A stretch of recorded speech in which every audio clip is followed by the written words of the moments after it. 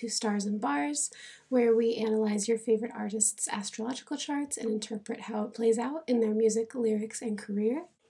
If you're new here and that sounds interesting to you, feel free to hit the subscribe button so you never miss a video, and let me know in the comments who you want to learn about next. And if you've seen my videos before, I am trying out a new format on this video and changing things up a little bit, so please let me know once you've watched it how you feel about this as compared to what I was doing before. Our subject today is extremely versatile and powerful in her self-expression, and her music is far from an exception to that rule. Tarot deck and cleansing herbs in hand, she shares her deeply rooted spirituality and healer energy with openness and transparency from the studio to social media. Undeniably, she is an independent musician, a poet, a chef, an actor, and a force to be reckoned with. In addition, she, in her own words, is a witch, punk, tomboy, paradox, work in progress, and my personal favorite title, horoscope, because, hey girl, me too. I cannot wait to talk to you about the powerful, multifaceted artist that is Princess Nokia. Here is Princess Nokia's chart. Destiny Frasqueri was born in New York City on June 14th, 1992. According to her Twitter, she is a Scorpio rising, making her big three: Gemini Sun, Sagittarius Moon, Scorpio rising. Now, this is the first artist I've covered where we haven't had an exact birth time, but to be a Scorpio rising on this day would put her birth time somewhere between 4 and 6:30 p.m. And this is why there are two houses listed for the planets, because we're not 100% certain which planets are in which houses. These things vary a little bit within that time. For this reason, we will minimize talk of houses in this video, so you won't hear as much about the houses that things are in, or the midheaven and other angles, things like that that we tend to bring up a little bit more. Beyond her big three, Princess Nokia has Mercury in Cancer, her Venus joins her Sun in Gemini, and she has Mars in Taurus. Her dominant planet is likely Pluto, but could be Venus. Dominant sign is either Scorpio or Gemini, and element is either water or air. Again, without knowing the exact birth time, we aren't quite certain of some of these things. Now, before we start talking about lyrics and music, let's talk a little bit about the albums so that you know what I'm referring to when I'm talking about them and have a little bit of a better idea of what is in her discography. The first piece that we'll be covering today is Metallic Butterfly from 2014, which is Princess Nokia's first mixtape. As is common for a first mixtape, the sound is quite different on this project from her others. There's lots of electronic and quirky glitchy noises with some ominous dark sound that we do hear in some of her future music. It feels very experimental and shows lots of versatility due to having lots of variety, but this is all pretty common in a mixtape. And I would say we see lots of Gemini energy on this album because of all of that variety and mutability within the album. Next we have 1992 Deluxe from 2017. This was released in somewhat of an unconventional way. It was first released in 2016 for free, but as Princess Nokia says on Geniuses for the Record, this album garnered some unexpected overnight success, and she added some tracks and distributed the deluxe more traditionally in order to boost its reach and give it its full potential to reach the world. This project is the fun, goofy counterpart to the next project, which is called A Girl Cried Red. This project has a lot of amazing beats in it that I love. Lots of chill bars, which make me think of that Taurus Mars, because she says lots of aggressive, energetic things in a very chill, laid-back way. We see lots of her fun-loving side, as well as some cultural commentary and goofiness, which come from her Gemini Sun and Sagittarius Moon. And some of those cultures that she pulls commentary on are ones that she is a member of, such as the New York culture, witch culture, goth culture, and culture as a woman of color. Next, we have A Girl Cried Red, which again is the emo counterpart to 1992 Deluxe. It continues the stylistic theme on the album covers of the black shirt with red sleeves, but puts a much more metal or emo twist on it. The themes and sound are very reminiscent of 2000s emo music, talking about heartbreak, betrayal, depression, and using these quirky, whiny vocals that remind me quite a bit of Blink-182. We see some bars along with emo singing, but it's all in this similar emo sing-song voice, even when she's rapping. I see lots of big water energy. We see lots of sensitivity, and she really shows her Scorpio rising and her Mercury in Cancer on this album. And finally, we have Princess Nokia's two-part release from February 26th, 2020, Everything Sucks and Everything is Beautiful. These were released the same day, with Everything Sucks being released a couple hours before Everything is Beautiful, and represents two very different angles on Princess Nokia's self and her expression. Everything Sucks is very dark, with some punk and grunge and even horror and kind of like circus metal vibes, which shows lots of her Scorpio rising darkness and mystery and pain. And then Everything is Beautiful has a lot more acoustic sounds or chill bars and is much more soft and sensitive and fun. We see a lot more of Princess Nokia's Gemini Sun, Venus, and Sagittarius Moon, with a lot of this goofiness and quirkiness that we don't see on Everything Sucks as much. The album covers to these albums are also similar but very contrasted to show the differences between the themes on the albums. Now getting into the astrology, when I think about Princess Nokia's Gemini placements and her music, the first thing that I really think of is her duality and versatility. She knows and embraces this trait so well, with an amazing example being that 2020 double release we just talked about, Everything Sucks and Everything is Beautiful. These albums were very intentionally released on the same day, February 26th, 2020. And as you can tell by the titles and covers, they show two polarities of Princess Nokia's personality, art, and outlook on life. Everything Sucks is a dark album with lots of bars, punk, and even some circus metal influence. It highlights her Scorpio rising by showing her darkness, pain, grit, and the more demented parts of her psyche.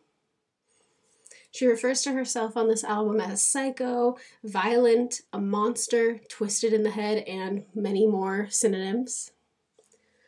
Everything is Beautiful, on the other hand, as you might imagine, is quite the opposite. The themes are much more whimsical, optimistic, and youthful. Princess Nokia's attitude is more carefree and bright, as are the sounds and vocals we hear on this album. She also shows more confidence and self-love than really ever before on this album.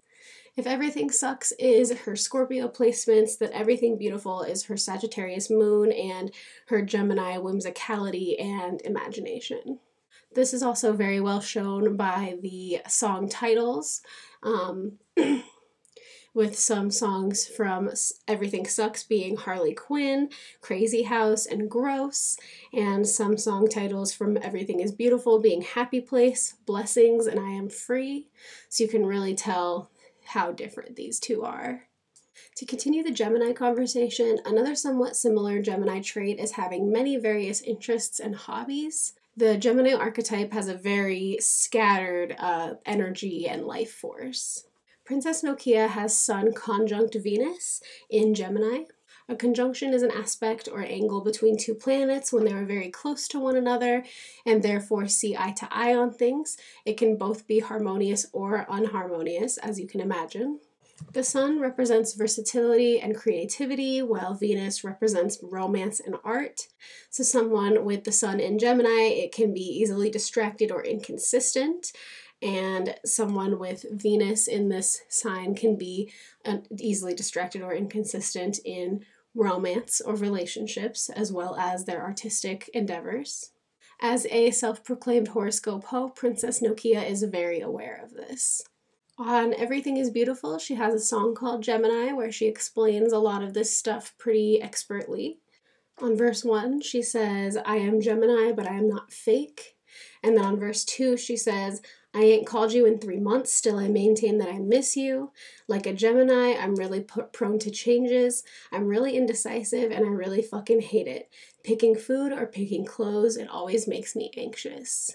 Indecision is also a very common trait in people that have Sun opposite Moon, which Princess Nokia does, but we will get to that in a little bit. People with Gemini Venus tend to have somewhat of a harsh reputation for being easily distracted romantically and perhaps even not fit for monogamy. As a Gemini Venus that is monogamous, I reject this generalization and know many others that also reject this generalization. But Princess Nokia is very aware of the generalization and doesn't seem to necessarily think that it doesn't apply to her. We see this a lot on a song called I Like Him that's blowing up quite a bit right now, so you may know it. And it's from Everything Sucks. Put some lyrics on here that kind of show how that applies. The song is about being openly attracted to multiple men at one time. I don't know how much this really applies to her love life, but it is huge Gemini energy, and especially Venus in Gemini. Moving on, I do want to touch on Princess Nokia's spirituality and self-proclaimed witchiness, which is clearly a very big part of her personality and her artistic expression. As we talked about earlier, Princess Nokia has Scorpio rising and also Scorpio Pluto. She also most likely has an 8th house stellium, but as I said, we would need the time to be absolutely certain. However, I did do the math, and her Sun and Venus both have about a 91.67% chance of being in the 8th house, while her Mercury has about an 80% chance. So even if all 3 of these planets don't happen to be in the 8th house, it's highly, highly likely that at least 1 or 2 of them are. Princess Nokia's BWE, or Big Witch energy, permeates her entire presence, from her artistry to her social media. The opening track to her first mixtape, Metallic Butterfly, DIMENSIA, has a spoken word, very spiritual prayer or blessing in it. She says, "This is your brainwave reaching the 5th dimension. On this planet, you are now released of all plague, hate, and disease. You are now one with yourself and the master creator." And so on. She says more as well, but it all pretty much boils down to this very spiritual feeling and sentiment. Later on this album, Young Girls discusses the feminine role of healer and Princess Nokia's personal attachment to it. The chorus says, "Young girls take care of all the earth. Young girls carry babies from their neck." Plus more lyrics about nurture. Moving on, as exemplified by the title Brujas from 1992 Deluxe, which is witch in Spanish, has lots of references to witchcraft, so let's get into that song a little as well.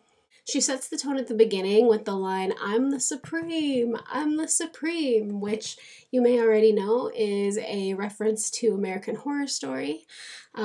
Specifically, Season 3, Coven, is about witches, and the Supreme is basically the most powerful head witch of the Coven. Other lines from this song in verse 1 include, "Good witches I fuck with, bad bitches we run shit, 4 bitches, 4 corners, north, east, west, south shit," and "Hopped off my broomstick, witchcraft, bitchcraft, light magic, it's nothing." There's much more, but you get the idea. She is making lots of references to witchcraft and being a witch on this song. Moving on to Everything Sucks, the song Practice also touches on this, saying, "I give them the eye. People said I was a witch. Now I'm taking what's mine. I'm the little witch girl with your name in the pot.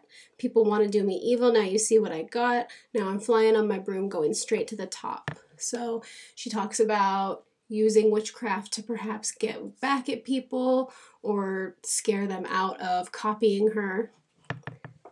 And then on Everything is Beautiful, the song Gemini also touches on spirituality and, of course, astrology quite a bit. First of all, it has the horoscope Ho line on it that I love so much. But she also says, I'm the witch of your dreams. And then my planet's Mercury, my element is air, which is true. Those are the element and planet that represent Gemini. On verse 2, she says, little zodiac ginger snap, pretty little shorty with the snapback, tarot deck, onk set, a spiritual being that rides any weather.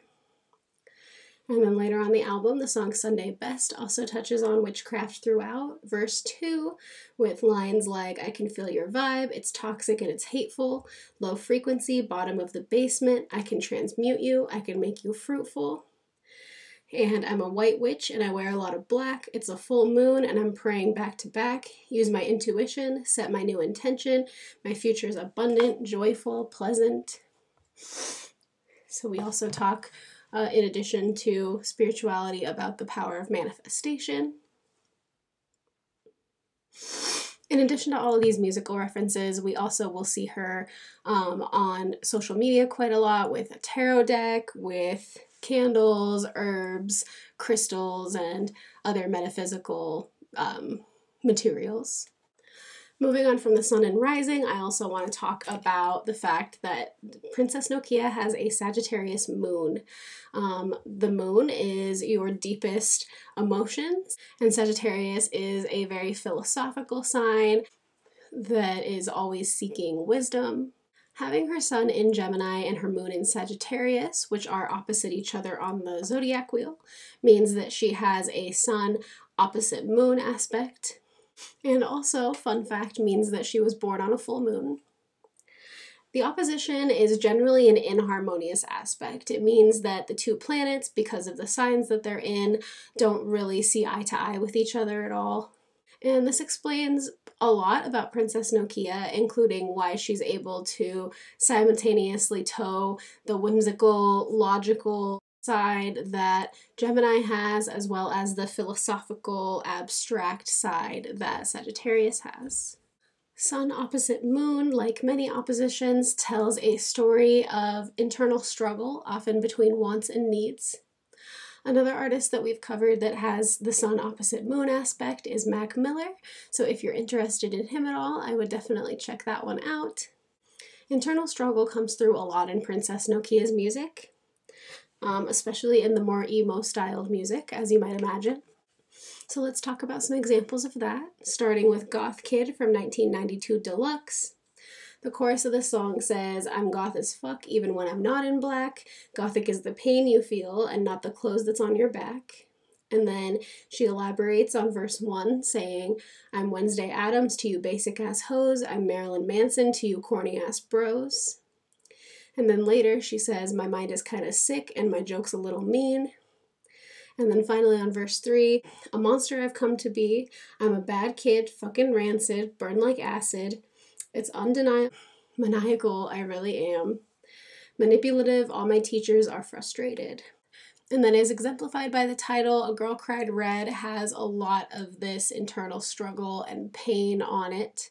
Starting with track 1, Flowers and Rope. On verse 1, she starts off with, it won't even hurt, I'm already dead. Voices in my head, monsters under my bed. I'm alone again, I lost my friends. Everything my fault, when will I learn? And then verse 2 says, fighting my demons, they keep trying to win. Life of a loner, I want it to end. And then on track 2, Your Eyes Are Bleeding, is another very emo song, where she says, want to face my demons, but denial makes me high. As well as looking back on things I had, I ruin everything. Everything's my fault, and it's the bad luck that I bring. She also says, smash my heart in pieces, it looks so good on the floor, which is a line that she uses to start off a lot of songs after this one on the album. The title to Everything Sucks is another one that foreshadows a lot of the content, with highlighting this troubledness in Princess Nokia's life. Crazy House paints Princess Nokia as, well, crazy. Verse 1 says, smiling in your face because I'm mentally unstable, fallen angel, everything is painful. And then the chorus begs the listener to let her out of the crazy house. And then the closing track, Just a Kid. On verse 1, she says, "When I was a child, I was barely loved. Mommy passed away and my daddy was on drugs." And then later she says about her adoption process. "No one from my family gave me the option to live with my family or someone familiar. Gave me away to a person with hidden agendas. She was a psycho. She never loved me." And then verse 3 hits hard with "nobody cared. In that, I was forgotten." So she really gets into how she felt about that process in her life and how it affected her, and is very, very transparent on this song. And then while the overall album is more cheerful, on Everything is Beautiful, the song Wash and Sets does touch on this a little bit. The song is about wanting to be a kid with no responsibilities, but needing to work and pay bills. So I'll put some lyrics up here. Verse 2 also gets into other aspects of her inner conflicts, saying, "Got some things I want to say and some things I hold back. Got some tears I done cried from the pain that I had.